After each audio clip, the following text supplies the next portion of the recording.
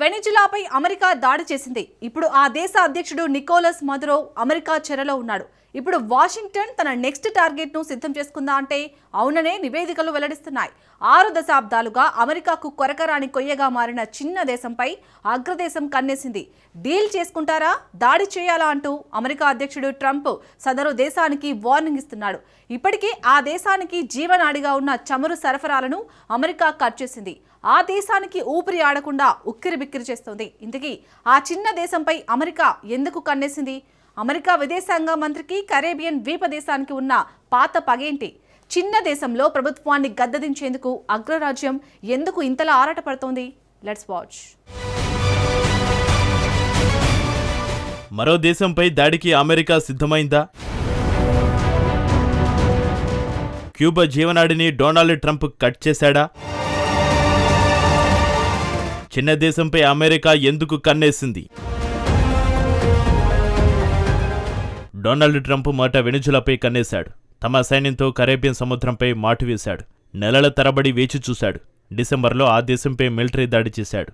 ఆ దేశ అధ్యక్షుడు నికోలస్ మదురోను బంధించాడు. ఇప్పుడు ఇరాన్ సమీపంలోకి సైన్యాన్ని తరలించాడు. ఇరాన్పై అమెరికా దాడి చేస్తుందా లేదా అంటూ అంతర్జాతీయంగా జోరుగా చర్చ జరుగుతోంది. ఎందుకంటే వెనిజులా మాదిరిగా అమెరికా అనుకున్నంత బలహీనంగా ఇరాన్ లేదు. ఇరాన్ వద్ద భారీగా మిసైల్స్, డ్రోన్స్ ఉన్నాయి. అమెరికా దాడికి దిగితే ఎదురుదాడి తప్పదని ఇరాన్ కూడా వార్నింగ్స్ ఇస్తోంది. ఇరాన్ దెబ్బ ఎలా ఉంటుందో రుచి చూడాలంటే కాచుకో అంటుంది తెహ్రాన్. అయితే ఇరాన్ సంగతి అలా ఉంచితే ఇప్పుడు అందరి దృష్టి ఓ చిన్న ద్వీపదేశంపై పడింది. ఈ ద్వీపదేశం ఫ్లోరిడాకు కేవలం 145 కిలోమీటర్ల దూరంలో ఉంటుంది. ఆ ద్వీపదేశం మరేదో కాదు, క్యూబా. తాజాగా ఈ ద్వీపదేశానికి అమెరికా అధ్యక్షుడు వార్నింగ్ ఇచ్చాడు. ఆలస్యం అవ్వకముందే డీల్ చేసుకోవాలంటూ హెచ్చరించాడు. అసలు అమెరికా అధ్యక్షుడు ఎందుకు వార్నింగ్ ఇచ్చాడు? ట్రంప్ నెక్స్ట్ టార్గెట్ క్యూబా అయినా ఈసారి అమెరికా ఎంత దూరం వెళ్లేందుకు సిద్ధంగా ఉంది? ఈ ప్రశ్నలకు సమాధానం తెలియాలంటే ముందుగా క్యూబా దేశాన్ని అర్థం చేసుకోవాలి. ముందే చెప్పినట్టు క్యూబా అనేది ద్వీపదేశం. ఈ దేశంలో జనాభా 1 కోటికి పైగా ఉంటుంది. ఆ దేశ అధ్యక్షుడు మిగువెల్ డియాజ్ కెనెల్. అయితే అతడు ట్రంప్కు స్నేహితుడు కాదు. నిజానికి చాలా కాలంగా క్యూబాని వాషింగ్టన్ లక్ష్యంగా చేసుకుంది. ఇది చిన్న ద్వీపదేశమే అయినా అమెరికాను ఒకప్పుడు వణికిచ్చింది. అమెరికాతో క్యూబాకు వివాదం ఫిడెల్ కాస్ట్రో హయాంలో మొదలైంది. 1976 నుంచి 2008 వరకు క్యూబా ప్రధానిగా, అధ్యక్షుడిగా ఫిడెల్ కాస్ట్రో అధికారంలో ఉన్నాడు. ఆ సమయంలో అమెరికాకు కొరకరాని కొయ్యగా కాస్ట్రో మారాడు. కాస్ట్రోను పదవిలో నుంచి దించేయడానికి అమెరికా చేయని ప్రయత్నం అంటూ లేదు. కానీ అగ్రదేశం పప్పులు ఫిడెల్ కాస్ట్రో ముందు ఉడకలేదు. దీంతో క్యూబాపై అమెరికన్లు విరుచుకుపడ్డారు. అయితే దశాబ్దాలుగా అమెరికా విధించిన ఆంక్షలను తట్టుకుని క్యూబా నిలబడగలిగింది. బహుశా అమెరికా సీక్రెట్ ప్లాన్లను విఫలం చేసి ఆంక్షలను తట్టుకుని నిలబడిన ఏకైక దేశం క్యూబానే అనే చెప్పాలి. అయితే ఇప్పుడు అదే క్యూబాపై అమెరికా మళ్లీ కన్నేసింది. అధ్యక్షుడు ట్రంప్ రాకముందు వరకు ప్రశాంతంగా ఉన్న ఆ దేశం తన పనేదో తాను చేసుకునేది. కానీ గతంలో అమెరికా అధ్యక్షుడు చేయలేని పనిని తాను చేసి చూపించాలని డొనాల్డ్ ట్రంప్ ఆరాటపడుతున్నాడు. అయితే ఇప్పుడే ట్రంప్ ఎందుకు క్యూబాను టార్గెట్ చేస్తున్నాడు? మళ్ళీ ఎందుకు క్యూబాపై అమెరికా కన్నేసింది? ఈ ప్రశ్నలకు సమాధానం Marco Rubio, America state secretary అంటే విదేశాంగ మంత్రి. 1950లో రూబియో తల్లిదండ్రులు క్యూబా నుంచి వలస వచ్చారు. అమెరికాలోని మయామిలో వారు స్థిరపడ్డారు. అయితే క్యూబా గురించి తన రాజకీయ జీవితంలో పలుమార్లు రూబియో ప్రస్తావించాడు. 2012లో ప్రచురించిన రూబియో మెమోలో ఏదో ఒక రోజు ప్రవాస సైన్యాన్ని నడిపించి ఫిడెల్ కాస్ట్రోను గద్దె దించుతానన్నాడు. స్వేచ్ఛాయుత క్యూబాకు అధ్యక్షుడిని అవుతానని ప్రగల్భాలు పలికానని చెప్పుకొచ్చాడు. ఆ దేశానికి రూబియో అధ్యక్షుడు కాలేడు, కానీ స్వేచ్ఛాయుత క్యూబాను కోరుకుంటున్నట్టు ఆ మాటలతో స్పష్టంగా తెలుస్తోంది. సో తాజా పరిణామాలను చూస్తుంటే ఇప్పుడు రూబియో కోరిక నెరవేరే అవకాశాలు కనిపిస్తున్నాయి. ఎందుకంటే అమెరికా ఏం చేస్తుందో ఒకసారి చూడాల్సింది. ఈ వారం అధ్యక్షుడు ట్రంప్ కీలక వ్యాఖ్యలు చేశాడు. కుప్పకూలడానికి క్యూబా అతి దగ్గరలోనే ఉందన్నాడు. క్యూబాలో ఏం జరుగుతుందో చూడాలని కోరుకుంటున్నట్టు చెప్పాడు. ట్రంప్ వాదనలు ఏమిటంటే కొన్నేళ్లుగా వెనిజులా చమురు ఆ దేశం ఇచ్చే డబ్బుతోనే క్యూబా మనుగడ సాగించింది. ఇప్పుడు క్యూబాకు ఉన్న ఆ జీవనాడి తెగిపోయింది. ఎందుకంటే క్యూబాకు సహాయం చేస్తున్న వెనిజులా అధ్యక్షుడిని అమెరికా బంధించింది. ఇప్పుడు వెనిజులా చమురు క్షేత్రాలు, క్రూడాయిల్ ఎగుమతులు ఇప్పుడు అమెరికా కంట్రోల్లోకి వెళ్ళిపోయాయి. సింపుల్గా చెప్పాలంటే వెనిజులా చమురు ఎక్కడికి వెళ్ళాలి, ఎక్కడికి వెళ్ళకూడదు అన్నది అమెరికా నిర్ణయించనుంది. ఈ నేపథ్యంలో వెనిజులా నుంచి క్యూబాకు వెళ్లే చమురు షిప్మెంట్లను అమెరికా నిలిపివేసింది. క్యూబాకు ఇప్పటివరకు వెనిజులా ఆర్థిక సాయం చేసేదని ట్రంప్ చెప్పుకొచ్చాడు. క్యూబాకు అవసరమైన చమురును కూడా వెనిజులా ఇచ్చేదన్నాడు. అయితే ఇప్పుడు వెనిజులా నుంచి క్యూబాకు వెళ్లే ఆయిల్ డబ్బును నిలిపివేసినట్టు ట్రంప్ స్పష్టం చేశాడు.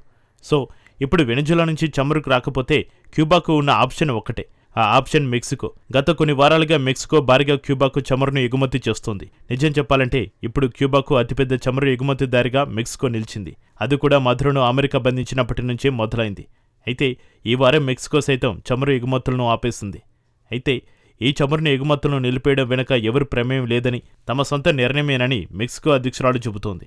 కానీ అమెరికా ఒత్తిడి కారణంగానే క్యూబాకు చమురు ఎగుమతులను మెక్సికో నిలిపివేసిందన్నది బహిరంగ రహస్యం. అయితే క్యూబాకు చమురు అందకుండా చేయడంతోనే అమెరికా ఆగిపోలేదు. కరేబియన్ ద్వీపదేశం విషయంలో నెక్స్ట్ స్టెప్పుపై తెర వెనుక ట్రంప్ యంత్రాంగం జోరుగా చర్చలు జరుపుతోంది. క్యూబాను నిర్బంధించడానికి అమెరికా ఎంచుకున్న ఆప్షన్ అష్టదిగ్బంధనం. అంటే ద్వీపదేశానికి చమురు సరఫరా వెళ్లకుండా పూర్తిగా వాషింగ్టన్ అడ్డుకుంటోంది. అయితే ఈ చర్యలు అమెరికాకు ఎలా సహకరిస్తాయి? ఎందుకంటే క్యూబా బలహీనత ఏమిటంటే చమురే. చమురు లేకపోతే క్యూబా పవర్ ప్లాంట్లు ఆగిపోతాయి. నౌకాశ్రయాల్లో కార్యకలాపాలు నిలిచిపోతాయి.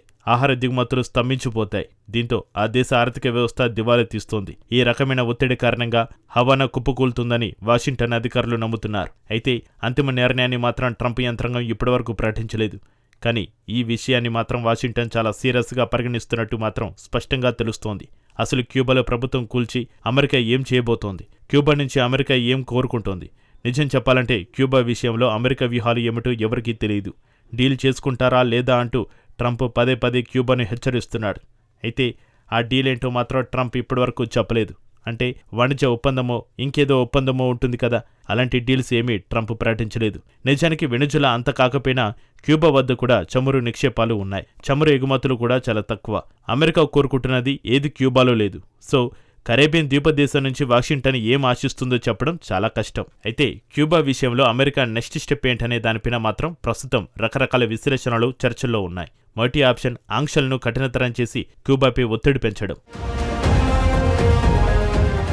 ఇక రెండో ఆప్షన్ క్యూబాకు చమురు వెళ్లకుండా అమెరికన్ నేవీ అడ్డుకోవడం. ఈ చర్యలకు ఇప్పటికే వాషింగ్టన్ గ్రీన్ సిగ్నల్ ఇచ్చేసింది. ఈ చర్య ఇరు దేశాల మధ్య ఉధృత పరిస్థితులను పెంచే అవకాశం ఉంది. మూడో ఆప్షన్ అమెరికాతో తెర వెనుక క్యూబాను చర్చలకు అనుమతించడం. ఇది క్యూబాను సంక్షోభం నుంచి బయటపడేస్తుంది. నాలుగో ఆప్షన్ క్యూబాకు చమురు సరఫరాను పూర్తిగా నిలిపివేయడం. ఈ చర్యతో కరేబియన్ ద్వీపదేశం ఆర్థిక వ్యవస్థ కుప్పకూలుతోంది. ఆ దేశంలో అస్థిరత ఏర్పడుతోంది. దీంతో అక్కడి ప్రజలు వలస వెళ్లేందుకు అవకాశం ఉంది. అయితే ప్రస్తుతానికి అమెరికా ఏం చేస్తోంది, ఎంతవరకు వెళ్తుందన్నది మాత్రం తెలియడం లేదు. కానీ క్యూబా మాత్రం ముందెన్నడూ లేనంత ఒత్తిడిని ఎదుర్కోవడానికి సిద్ధంగా ఉందని ఖచ్చితంగా చెప్పవచ్చు. గత 6 దశాబ్దాలకు పైగా అమెరికాను ఎదురిస్తూ నిలబడిన ఏకైక చిన్న దేశం క్యూబానే. అయితే ఇప్పుడు ఆ దేశానికి జీవనాడిగా మారిన చమురు ఆగిపోతోంది. పైగా క్యూబాకు అండగా నిలిచే మిత్ర దేశాలు కరువయ్యాయి. వాషింగ్టన్ బహిరంగంగానే క్యూబాలో అధికార మార్పిడి జరగాలని తేల్చి చెబుతోంది. సో ఈ సంక్షోభం నుంచి గట్టెక్కాలంటే క్యూబాకు ఏదైనా అద్భుతం జరగాల్సిందే.